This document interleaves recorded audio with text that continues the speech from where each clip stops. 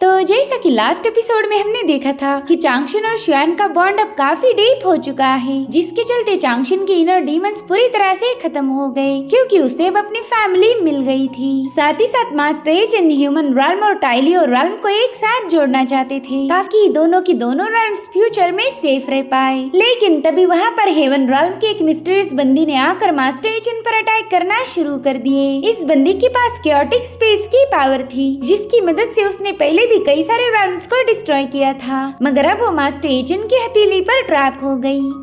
अब आगे तो इस एपिसोड की शुरुआत उसी सीन से होती है जहाँ पर मास्टर एचन ने उस मिस्ट्रेस बंदी को क्रश कर दिया था। साथ ही साथ ह्यूमन रॉल्म के आसमान में कुछ अनोखी चीजें नजर आने लगी। वहाँ की कल्टीवेटर्स को तो कुछ भी समझ नहीं आ रहा था कि आखिर उनके रॉल्म के साथ हो क्या रहा है, और यही सेम बदलाव टाइलियो रॉल्म के लोग भी देख पाते हैं। स्पिरिट सोर्ड तो इसे देखकर काफी ज्यादा हैरान हो गया। वहीं पर नाइट क्वीन कहती कि मेरे ख्याल से मास्टर एचन का कारनामा होगा, सिर्फ उसी बंदे में इतनी पावर है जो हमारी टाइलियो रॉल्म को पूरी तरह से तहस नहस कर दे। वहीं दूसरी तरफ स्पेस में चांगशन और शुआन अपनी पूरी पावर का यूज करते हुए दोनों रॉल्म को एक साथ जोड़ने की कोशिश करती है। इसी दरम्यान मास्टर एचन ने भी अपनी इनयांग पावर को एक्टिवेट कर दिया, जिसके चलते मर्जिंग प्रोसेस काफी ज्यादा तेज हो गई थी। और ये सब देखकर तो इन दोनों बंदियों के होश उड़ गए और फिर थोड़ी देर बाद ही दोनों प्लैनेट एक विशाल प्लैनेट में बदल गए। यानी कि मर्जिंग प्रोसेस अब पूरी तरह से फिनिश हो चुकी है। जिसके बाद मास्टर एचन शुआन से कहने लगे कि जल्दी से इन दोनों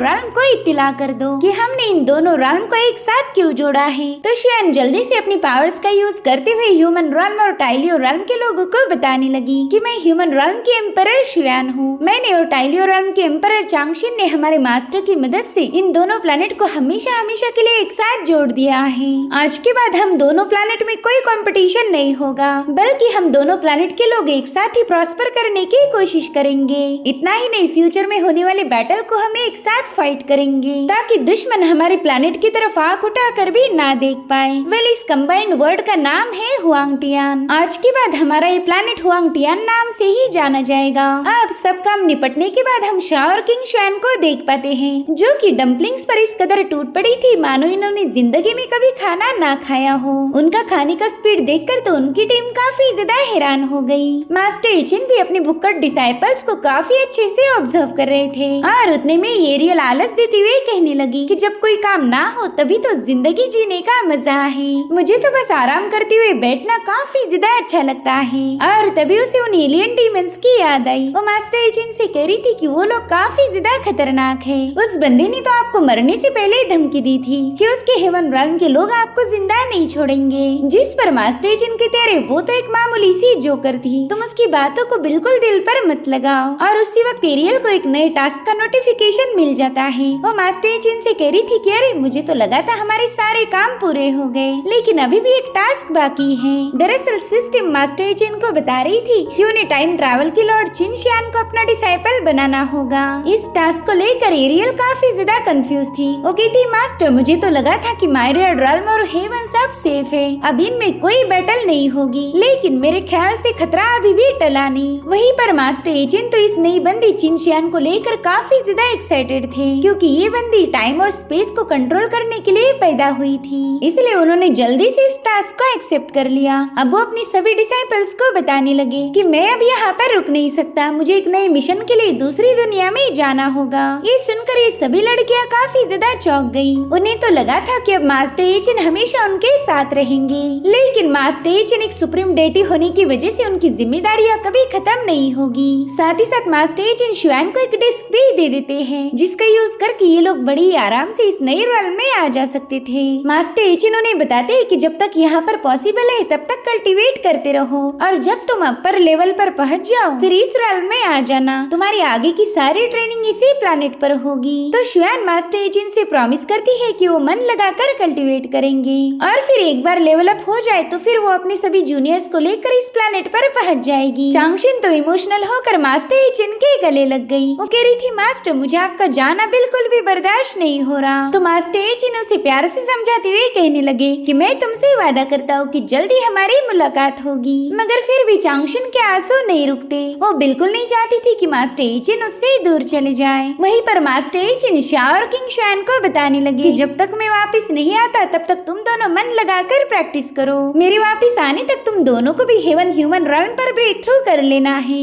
अगर तुम दोनों ने ये कारनामा कर दिखाया तो तुम्हारा ये मास्टर तुम दोनों पर काफी ज्यादा प्राउड फील करेगा। तो वो दोनों प्रॉमिस करती है कि वो मास्टर एचिन को कभी निराश नहीं करेगी। वहीं पर एरियल ने अपनी मैजिकल स्टिक से वहाँ पर एक टेलीपोर्टेशन एरिया ओपन कर दी, जिसमें एंटर करते ही मास्टर एचिन के सभी डिसाइपल्स उन्हें गुड बाय बोलती है। वो सभी लोग काफी ज्यादा मायूस थे और फिर मास्टर एचिन उन्हें अलविदा बोलकर वहाँ से गायब हो गए। जिसके बाद हमें टाइम की दुनिया दिखाई गई। उसका नाम था युनमेंग। वहाँ पर हमें फूलों से भरी हुई वैली दिखाई जाती है। वहाँ पर हमें चिन शुआन की आवाज आती है। वो कहती है कि मैं तो एक नॉर्मल सी लड़की थी और फिर अचानक से मेरी मौत हो गई और फिर मैं टाइम ट्रैवल करके यहाँ पहुँच गई। लेकिन पता नहीं मेरा ह्यूमन फॉर्म कहाँ गया। मैं तो कब से इस फ्लावर के अंदर ट्रैप हूँ। ये दुनिया काफी ज्यादा खूबसूरत है और मैं भी इसे देखने के लिए बेताब हूँ, लेकिन इस फ्लावर फॉर्म की वजह से मैं एक जगह पर ही ट्रैप हो गई। और उसी वक्त उसके पास से एक छोटा बच्चा चला गया, जिसके पोटली से वहाँ पर एक गोल्ड कॉइन गिर गया था। तो चिन शुआन लालच में आकर तुरंत ही उस कॉइन को उठा लेती है। वो थी तो एक फ्लावर, मगर उसकी हरकतें किसी इंसानों से कम नहीं। तब तक मास्टर एचिन भी एरियल को लेकर उस दुनिया में पहुँच गए। एरियल तो यहाँ की खूबसूरती देखकर ही काफी ज्यादा इम्प्रेस हो गई। वो कहती मास्टर मैंने ऐसा दिलकश नजारा कभी नहीं देखा था। जिस पर मास्टर एचिन कहते कि जिसने भी इस दुनिया को बनाया है उसे टाइम की काफी अच्छी नॉलेज होगी। यहाँ पर समय काफी ज्यादा धीमे चलता है। यहाँ के 3 साल दूसरे realm के आधे घंटे के बराबर है। ऐसा ही माहौल एक ह्यूमन फॉर्म बनाने के लिए परफेक्ट है। यहाँ का हर एक पौधा लगभग 3000 सालों के बाद खुद को एक ह्यूमन फॉर्म में बदल देगा। जिस पर एरियल कहते है कि एक ह्यूमन बनने के लिए 3000 साल, ये तो कुछ ज्यादा ही लंबा वक्त हो गया। और तभी मास्टर एचिन कहते चलो जल्दी से काम पर लग जाओ। मैं चाहता हूँ इन फूलों में तुम चिन शुआन को ढूंढ निकालो। इसलिए एरियल जल्दी से जाकर काफी केयरफुली उन फूलों को ऑब्जर्व करने लगती है। वहाँ के सभी फ्लावर्स काफी ज्यादा खामोश थे, सिवाय एक को छोड़कर। वो फ्लावर तो डर के मारे बुरी तरह से कांप रहा था, जिसके चलते वो एरियल की नजरों में आ जाता है। वो कहती मास्टर शायद मुझे चिन शुआन मिल चुकी है। तो अब मास्टर एचिन एरियल को लेकर सीधा उस फ्लावर के पास पहुँच गए। इन दोनों को अपने करीब आता हुआ देखकर वो फ्लावर तुरंत ही खुद को बंद कर लेता है, जो देखकर मास्टर एचिन काफी ज्यादा हैरान हो गए। वो एरियल को बताते हैं कि देखो इस फ्लावर ने खुद को बचाने के लिए अपने डिफेंसिव टेक्निक का यूज किया है। जो सुनते ही एरियल की हंसी छूट गई। वो कहती मास्टर जरा इसे डांटने की कोशिश करो, मुझे देखना है कि आपके गुस्सा होने पर ये कैसे रिएक्ट करेगी। तो मास्टर एचिन उस फ्लावर से कहने लगे कि चलो तुम्हारी एक मूव तो मैंने देख ली, अगर कोई दूसरी मूव है तो अभी के अभी उसका यूज करो, वरना तुम्हारी कोई खैर नहीं। मास्टर एचिन की बातें सुनकर एरियल हैरान हो गई। वो कहती मास्टर अरे मैं तो मजाक कर रही थी, मगर आपने तो एकदम सीरियस होकर इस फ्लावर को धमकी दी है। इधर चिन शुआन रोती हुई सोचती है कि ये बंदा तो मेरे हाथ धो के पीछे पड़ गया। इसी तो मेरा इतना भोला वाला फॉर्म देखकर भी मुझ पर रहम नहीं आ रहा। पता नहीं ये कैसा जल्लाद इंसान है। अब तो मुझे खुद को प्रोटेक्ट करने के लिए मेरे सारे ट्रेजर को सैक्रिफाइस करना होगा, जिसे मैंने सालों साल लगाकर जमा किया है। और फिर वो अपने सारे गोल्ड कॉइन्स की वहाँ पर बारिश कर देती है। उसने अपने हजारों कॉइन्स मास्टर एचिन की तरफ थ्रो कर दिए थे ताकि वो उसकी जान बख्श दे। जो देखकर एरियल कहती है अरे बेवकूफ मास्टर की बेवकूफ डिसाइपल, इन दोनों का कुछ नहीं हो सकता। साथ ही साथ वो मास्टर एचिन के कान में बताने लगी कि शायद ये फ्लावर आपको रिश्वत देने की कोशिश कर रहा है। इसने वो सभी गोल्ड कॉइन्स आपके मुंह पे फेंक के मारे ताकि आप यहाँ से दफा हो जाओ। जिस पर मास्टर एचिन कहते हैं कि फ्लावर से बात करना तो काफी ज्यादा मुश्किल है। मेरे ख्याल से पहला मैंने इसे ह्यूमन फॉर्म में कंडेंस करना चाहिए, तभी जाकर आगे की बातचीत होगी। जिसके बाद मास्टर एचिन ने अपनी स्पिरिचुअल एनर्जी उस फ्लावर में डालना शुरू कर दी। इससे चिन शुआन को काफी ज्यादा तकलीफ हो रही थी। उसे ये समझ नहीं आता कि ये बंदा उसे जान से मार रहा है या फिर उसकी मदद कर रहा है। अभी कंडेंसिंग प्रोसेस कंप्लीट हो ही रही थी कि तभी वहाँ पर एक बटरफ्लाई आ जाता है। वो मास्टर एचिन को गुस्से में बताने लगा कि मैं इस युनमेंग realm का लॉ हूँ। इस सीक्रेट realm में बस मेरे ही कानून चलते हैं, लेकिन तुम बेवकूफ इंसान यहाँ आकर मेरी दुनिया के साथ छेड़खानी कर रहे हो।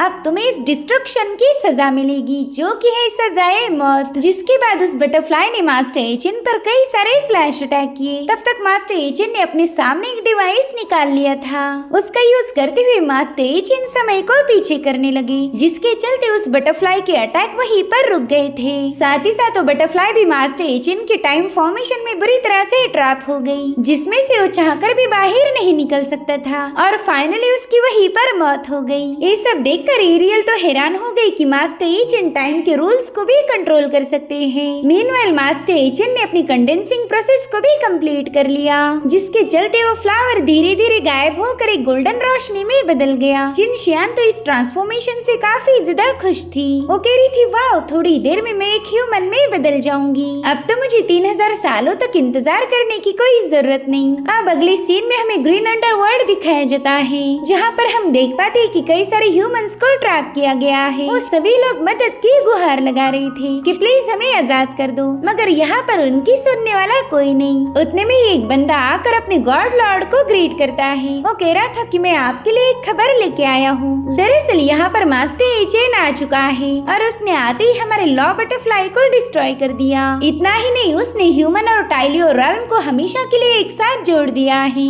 ताकि कोई भी दुश्मन उन पर आसानी से फतेह हासिल ना कर पाए। दरअसल इस बंदे को स्काई मॉन्स्टर नाम से जाना जाता था। वो अपने मास्टर से कह रहा था कि हम जल्दी टाइम ट्रैवलर की सैक्रिफाइस सेरेमनी को शुरू करने वाले थे, लेकिन मास्टर एचिन के यहाँ आने की वजह से शायद हमें उस सेरेमनी को आगे ढकेलना होगा। उसके होते हुए हम किसी की बलि नहीं दे सकते। जो सुनकर उसके मास्टर को काफी ज्यादा गुस्सा आ गया। वो कहने लगा, एचिन, वो तो बस एक मामूली सा यंग कल्टीवेटर है, भला उससे तुम्हें इतना डर क्यों लग रहा? जिसके बाद वो गुस्से में अपनी एनर्जी को रिलीज करता है। वेल, इस बंदे का नाम था फीशान। अब ये बंदा फेरीलैंड में इतने सारे सैक्रिफाइसेस क्यों करवा रहा था, इसके बारे में फिलहाल तो हमें बताया नहीं गया। और इसी के साथ एपिसोड यहीं पर एंड हो जाता है। Thank you so much for watching. Bye bye, take care.